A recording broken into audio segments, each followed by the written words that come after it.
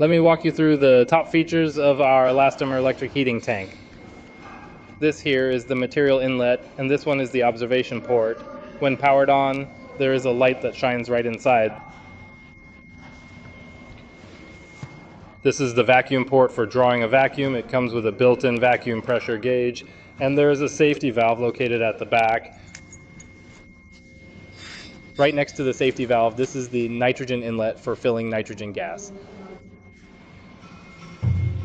Over here, during the casting process, this air inlet connects to a desiccant. It is not connected right now. This is the liquid level gauge, and over on this side is the vacuum material inlet.